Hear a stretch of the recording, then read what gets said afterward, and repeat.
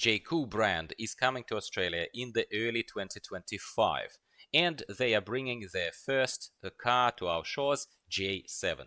We have already translated a video about J7 in the past. You can watch that video if you like. I don't want to repeat myself. But today I came across a new addition to one of those disassembly videos from the Russian channel Klubniy Servis, the one that we really like, from the one and only Ilya, where they are disassembling J8. J8 is an upgrade, obviously, from J7. So we are absolutely going to see it in Australia. If they're bringing J7, they will bring J8, just how we've seen with the other Chery brand kind of lineup of vehicles, Tiggo 7, Tiggo 8 now, Tiggo 4. So there will be J7, there will be J8. So in this video, we are not focusing on the classic kind of review that other channels would have shown you, like as in the panels and the infotainment system and whether it's nice or not looking from the outside.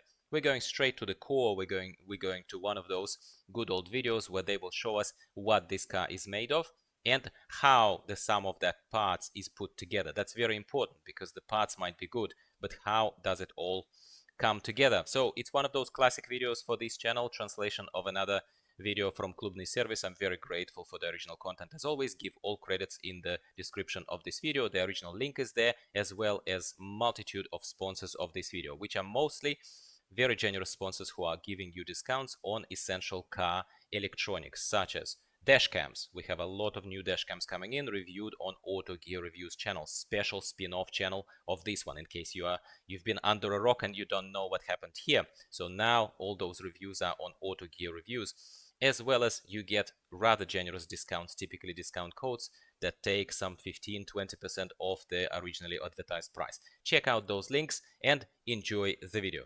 So Jaecoo J8 is also known in some parts of the world as Chery Tiggo 9, in case you're confused about the brand. So it's positioned as a larger SUV of the luxury end of Chery model spectrum, compared to their slightly less expensive and more mainstream Chery Tiggo models, or even the one that's coming to our shores, the J7. You can think of this intended kind of logical separation of sub-brands within Chery Holdings as similar to what mainstream Toyota does versus Lexus. It's still owned by Toyota, but it's more luxurious and more expensive. So what is Jaecoo J8 made of, and most importantly, how? Like I said, the sum of these many parts comes together, which is very important. We will start by looking at the doors. So Ilya straight away points out the lack of tube-based reinforcement bars. If you watched previously translated videos, there are plenty of examples of that, in case you don't know what I'm talking about.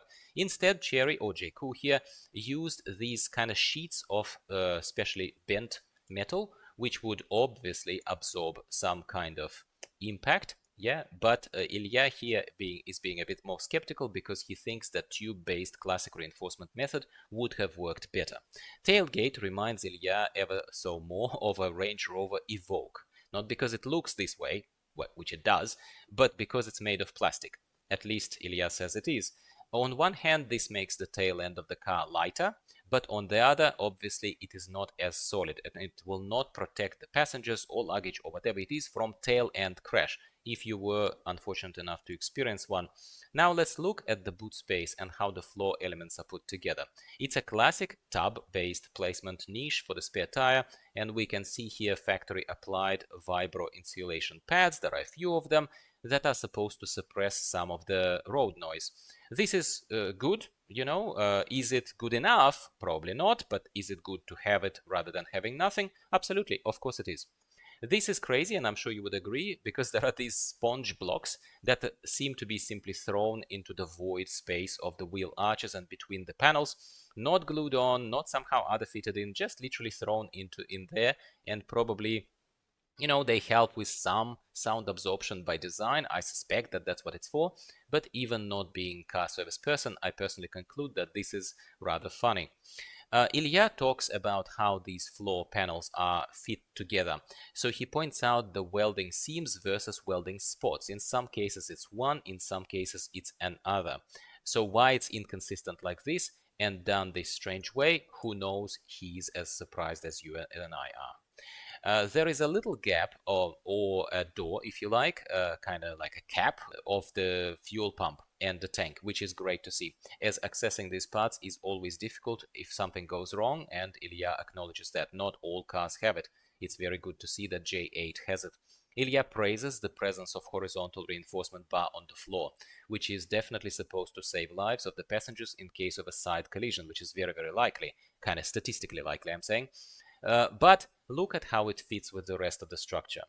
We once again see the welding spots rather than a solid seam, welding seam, and it's your guess and mine how good this reinforcement actually will do if it simply gets knocked off those welding spots rather easily, during a serious side crash. Again, Ilya is all about safety. He points it out several times to us. Furthermore, lots of other reinforcement elements we can see here, and kind of his eye pans onto the electric wiring.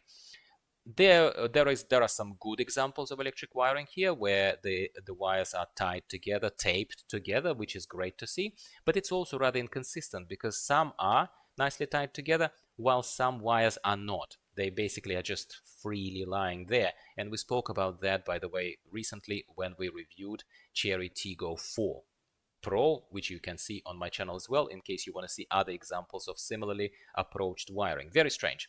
There is a whole wiring, electrical and, if you like, windpipe system that passes the wind, the air for the aircon to power the aircon of the rear seats. Ilya makes a point that there is a lot of stuff here, plastic constructions covering those wires, all that electronics under your feet, which is all made of plastic. And if you are large and heavy like he is, and he admitted that he's like 150 kilograms light man, you'd probably be better off knowing not to put all your weight or not stomp there virtually, as it sometimes happens, on the floor as you're loading something up or just getting into the car without thinking. You might damage some of this if you're not careful. It's possible.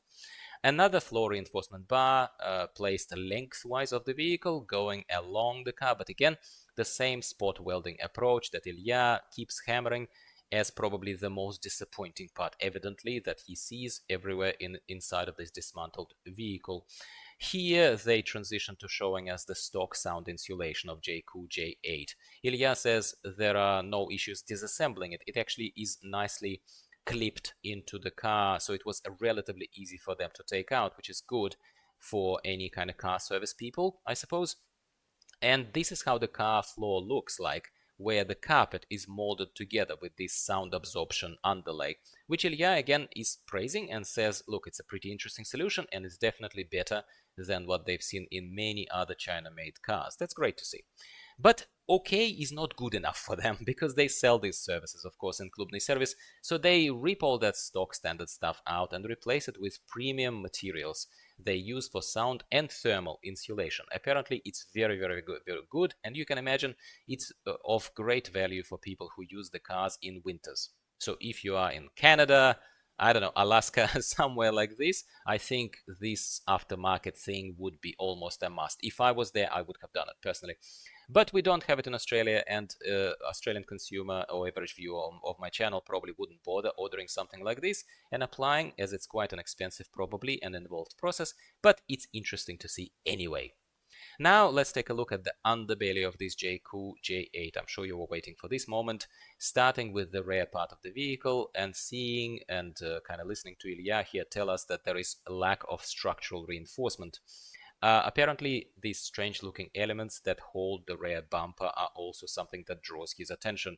Then Ilya points out how the spare tire tub looks from underneath. Oh, it's all covered in some kind of material that makes it look a bit messy, and the purpose of which is hard to determine, at least according to him.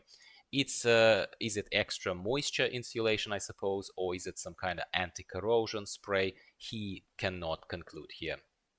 We see the exhaust pipes and kind of move on to the fitting of the forward arm of the frontal suspension.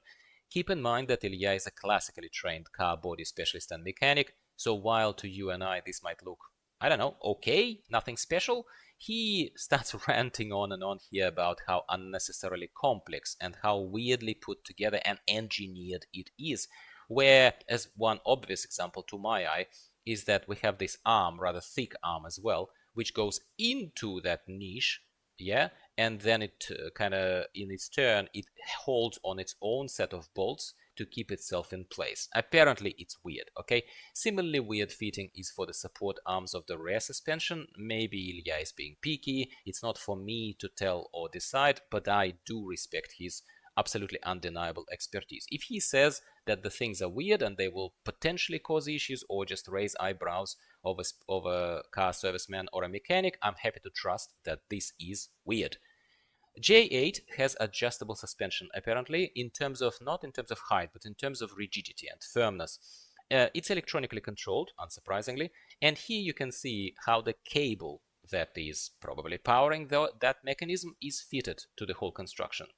Yeah, freely dangling by the looks of it, dangerously close to a wheel, and based on the length of the cable, you can also see how much of the movement that suspension is allowing to have. Not much, if I understood Ilya's point correctly here. Here we also see the transfer case that makes the car all-wheel drive technically, but apparently, according to his very quick kind of explanation here, it's not equipped to the extent that it would vary the amount of rotating momentum that it passes onto and distributes between the left and the right wheel. So it's a slightly more basic all-wheel drive, I understand, not independent. Then he walks along the main driving shaft, exhaust pipes, and now moving on to the front suspension. Luckily here everything is a lot more traditional and therefore appears more reliable to his eye anyway. There are McPherson struts supporting the front wheel, turning levers, supporting arms, classic German time-proven design that Chery luckily decided not to modify and not to reinvent the wheel here, no pun intended. Ilya liked the braking system actually. These are the two-piston brakes, according to him, that suggest a safer and more predictable stopping of J8, which is a largish vehicle, so it needs it. He doesn't like the lack of steel engine block protection, underlay protection. There is only this duster, as he refers to it, like keeping the dust off and dirt off. It's a plastic sheet here instead. He also briefly mentioned that he doesn't like how DCT works in this J8. Apparently particularly becomes noticeable when you're driving this wonder car up the hill. Alright, time to summarize. Regardless of our age and where we live, in whichever country, right? Most of us want to believe in miracles or fairy tales.